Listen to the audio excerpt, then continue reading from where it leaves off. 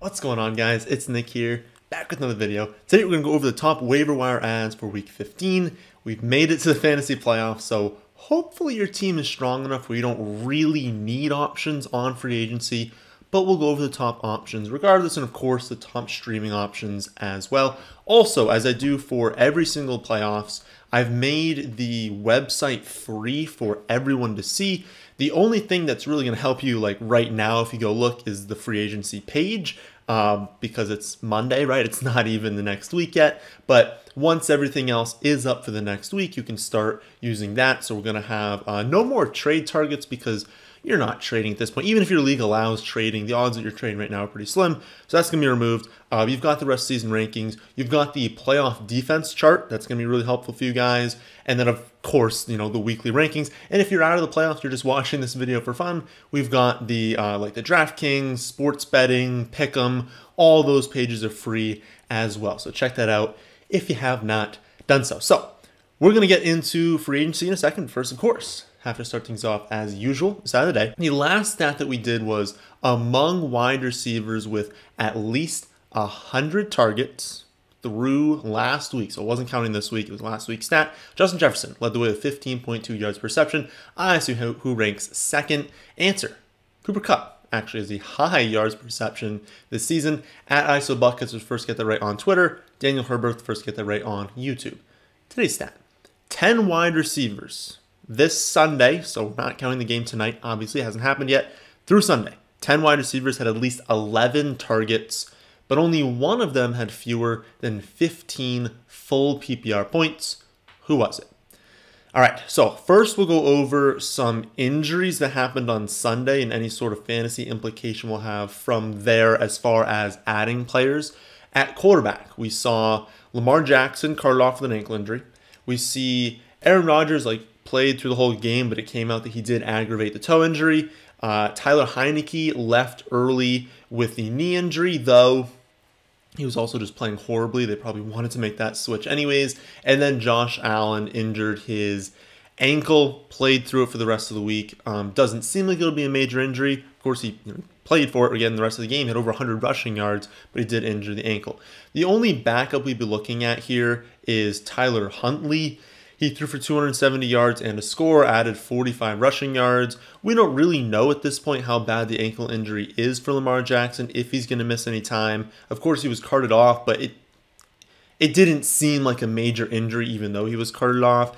But this is a pretty easy one, right? Like if you have Lamar Jackson, just add Huntley, right? And then just see what happens later in the week. Then you can even decide later in the week. Like if Lamar's out, you don't need to start Huntley. You can maybe look at free agency for someone else, but just add Huntley. It's really, really easy. No one had him before this, so if you've got him, add him. If you got any of those other quarterbacks, honestly, just wait, right? I think everyone I just listed, besides maybe Heineke, is going to play, but it's not like you had Heineke anyways, right? So no real big ads as far as the quarterback situations for these injuries are concerned.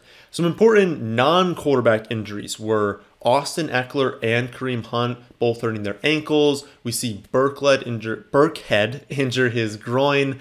Bernard injured his hip. Emmanuel Sanders leaves early with the knee injury. Terry McLaurin suffered the concussion.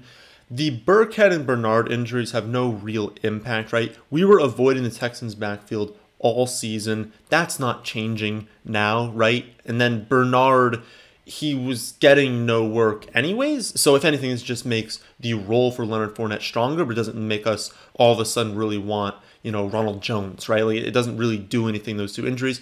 The other four are relatively important, but this isn't like an A.J. Dillon or an Alexander Madison situation, right? There are 0 players on free agency in a lot of leagues right now that are all of a sudden a top ad everywhere because someone got hurt. That did not happen this week, so don't think that it did even with these injuries.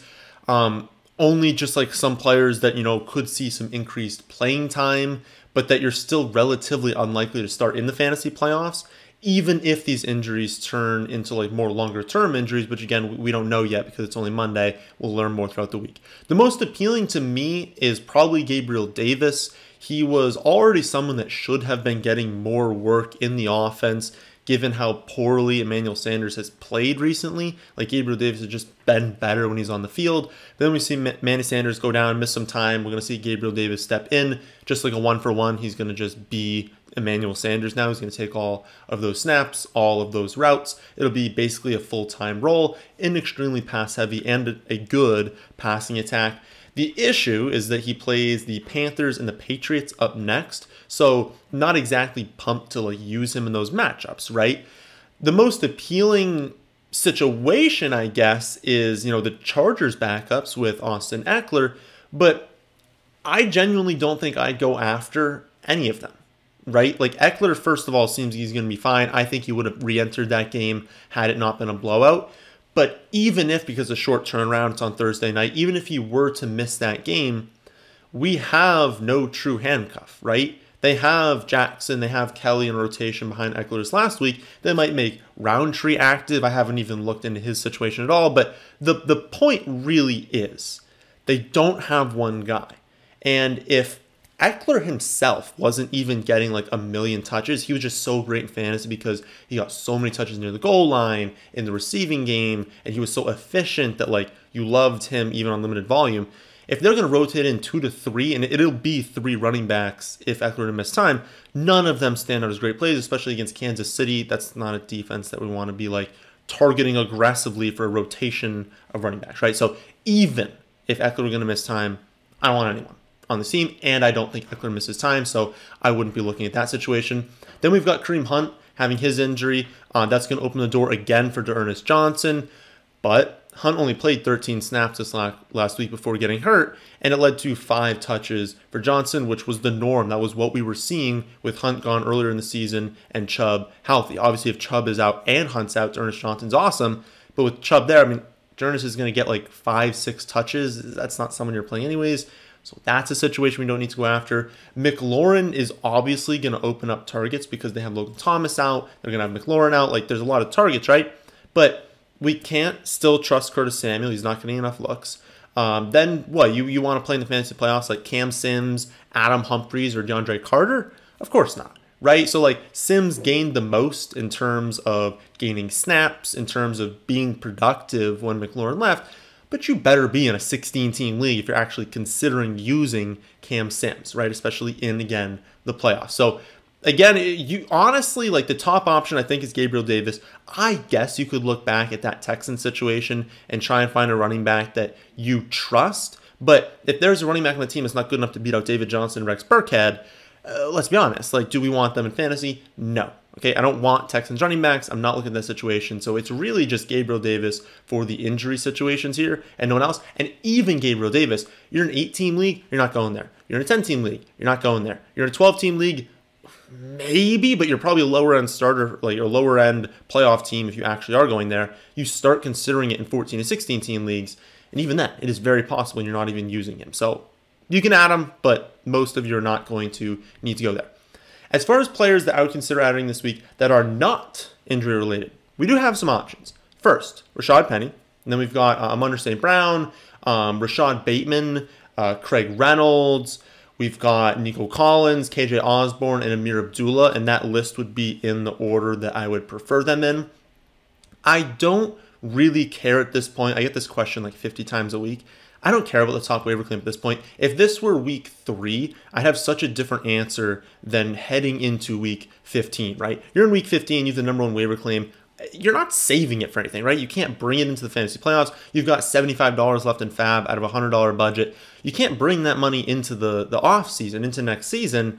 So you use it, right? Don't worry about overspending. Don't worry about losing the top claim or losing a high claim. Just get the guys you need to try and win now. Everyone at this point is in win now mode. So try and win now. Don't worry about the future after this week and using up a claim. That being said, in a normal week, I don't think anyone is really worth a number 1 claim, but the top option would be Penny. I talked about him last week. I believe it was in the running back start sits video. I don't really remember which video it was in, but I remember talking about him and basically saying he's looked good this season, number 1. It's just that like he had that one game. It was frustrating for me because I actually had to play him, I believe, in the 16-team league that I'm in. I played him the week that he busted off like a 20-yard carry, and it was like, oh my goodness, here it comes. Like, they're actually going to use him this game. He was the starting running back. He looked great. He gets injured immediately, and he misses the rest of the game. And it's like, oh, classic Rashad Penny, right? So that is the one thing. It's always with Rashad Penny. He's good. He's a great talent. This is an offense that can have success featuring a running back, but he's never been able to stay healthy, and they've never given him the touches because of that. And so when I went into last week, I was like, well, he's good, right? And if they give him the touches, he'll be good, but I have no confidence that they will. Well, he went out there. He played 35 snaps. He got 17 touches, converted into 137 or 38, I don't remember which one, 137, 138 yards, and 2 touchdowns. Meanwhile, Alex Collins remained inefficient, was given 8 touches on 14 snaps, did nothing with them. Okay, Seattle's going to face the Rams, the Bears, the Lions over the next 3 weeks. So 2 matchups, although if they can beat the Bears, it'd be a positive game script, and maybe they run the ball a lot against the Rams because it's a team you might want to run on, not throw on too much. And then the Lions, of course, in the championship. So there's a path here to some teams out there using Penny as their running back too. No confidence that the role will remain, no confidence that he'll stay healthy. But at this point, given what we saw and given the chance that you have found a running back that's going to get volume, who is, again, a former first-round talent, he's still talented, he should be owned in like 75 to 80% of leagues. I didn't really check, but I'm just going to assume owned in less than 10% of leagues. So he's the number one person I'd go after. Again, I'm fine using number one priority on him because you don't need to be saving it for anything. I'm fine using a lot of fab on it. That's going to completely come down to your team. But if you've got like 30% of your fab left, what do you really think is going to show up in the final weeks? Everyone at this point should be rostering all of the premier handcuffs, and so you're probably not going to find anyone that's that fantastic. And if you think Penny is going to be on your team, like starting, just spend your fab to get him. After that, I would view Bateman and St. Brown very similarly. It would really just go down to who you prefer. Bateman is more talented, so if you just want to go 1-for-1 on who's the better player, well, it's Bateman. But who's in the better situation? It's St. Brown, right? St. Brown's probably going to get more consistent targets, though those targets will come much closer to the line of scrimmage. He's not someone they're going to use deep downfield. All of his targets are coming like within 10 yards of the line of scrimmage. So he's going to have a lot of games close season that are what we've seen the last 2 weeks. 6 to 10 receptions, really 6 to 10 targets, I would say, but only going for like 60 to 80 receiving yards. He's not going to post a ton of receiving yards, so that means he's much better in PPR leagues. He gets worse as you move to standard, especially because his touchdown chances, despite having the game-winning touchdown, his touchdown chances are very low. So both those guys, I think, are quality ads because they're rookies. Rookies tend to break out in the second half of the season. For St. Brown, they're probably just going to feature him because they have absolutely no one else. For Bateman, he's their second best wide receiver. You could argue long-term he's going to be their best wide receiver. And so I think both of them solid ads. Neither one of them are must ads because you probably, I would say if you're in a 12-team league, are not starting either of them in the fantasy playoffs. But I think they're guys that should be owned in more leagues than they are. Craig Reynolds, very interesting ad. Schefter actually reported Sunday morning that he liked this kid and they might give him some run. It also did come out that Jefferson only didn't get that much of a workload because he was sick to start the week, and so he wasn't in the game plan really. It wasn't that they don't think he's any good. It also though makes sense that they don't want to win games, so why would they activate Swift and Jamal Williams? And secondly, they're playing for the future, right? They're not bringing Swift back in a meaningless game from an injury. So I don't know that Swift's going to play again this season. I don't know that Jamal Williams is going to play again this season. And if both those guys are out, Craig Reynolds could be good. He looked pretty solid. He was using the receiving game. I just want to note that this is the Lions. It's not a good team. It's not a high-scoring offense. They're not going to find much success the rest of the season. And if they use Jefferson more next week, if Reynolds is only getting 7 touches, you can't use him. So much more speculative ad, much more just in deeper formats. Nowhere near as good of an ad as Rashad Penny, but he's an option if you need him. After him, it's only dart throws on Nico Collins, KJ Osborne, Amir Abdullah. None of them are must-ads by any means. Only really options in 14, 16-team leagues. I don't think you're going there at all in a 12-team league. Collins is just another one of those rookies that I expect them to want to feature, to want to get looks to close the season because they're like, what's this kid got? Is this kid any good? Is he part of our game plan moving forward? And so I think he's going to continue having these targets. Osborne is going to continue getting looks while Thielen is out, the high ankle sprain, obviously. And we've talked plenty of times this year, last year, about how We hate high ankle sprains because, like hamstring injuries, these can take a long time to recover from. Low ankle sprain, maybe they can come back next week. High ankle sprain, like I don't expect to see Thielen for a bit. And then there's still that possibility that, the Vikings are like in the playoff hunt right now, but I don't think they're going to make the playoffs. And so if they lose a few of their next games and they're eliminated from the playoffs, do we think Thielen comes back this season? I don't know. So it's possible Osborne just remains in this role the rest of the season. But again, you don't need to add him because he did nothing besides that like deep touchdown on, was it the Thursday night game? And so you don't need to add him, but I guess deeper leagues you can. And then Abdullah mixed in a lot more than you would like if you had Chuba Hubbard. Hubbard was basically only an early down back. He has the touchdown, but he wasn't getting any looks in the receiving game. That was all going to Abdullah, and it was by design. He was playing as the third down back, mixing in for some carries, and so Abdullah has a role. Full PPR league, deeper format. Again, you can go after him, not in a 8, 10, or 12-team league. At tight end, you can take a shot on Albert O or Brevin Jordan. Again, only in deeper formats. Fant got a little banged up this last week, and so Albert O stepped up, had a really solid game, catches the touchdown. They've also been like trying to mix him in more regardless. So even if Fant is fine, if you're in a 14 or 16 team league and you want a streaming option, like he's going to get some points every week, so he's fine. He just becomes a much better ad if Fant were to miss time. But I mean, Fant returned to the game, so I don't think Fant is going to miss any time. Then we've got, like I said, Brevin Jordan. He is the Texans rookie tight end. He's got target counts of 3, 3, 4, and 7 over the last month. They are also using him more heavily in the red zone. They face the Jaguars this next week, and so given that the Texans are also very likely to lean on younger players now, like it makes a lot of sense that he's going to get some looks. But again, it's the Texans. He's only going to get like 5 targets. It's just that he could go 4 for 40 and touchdown on those 5 targets. And so if you need someone in a deeper league, he is an option that I guarantee you is on free agency.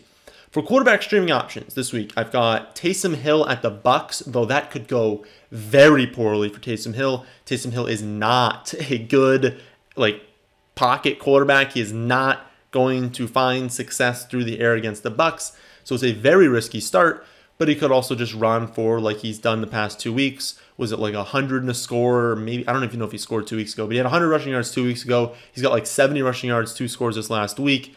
If he does that, it doesn't matter what he does passing. Just the Bucks are a very, very good defense. I don't expect him to have that much success.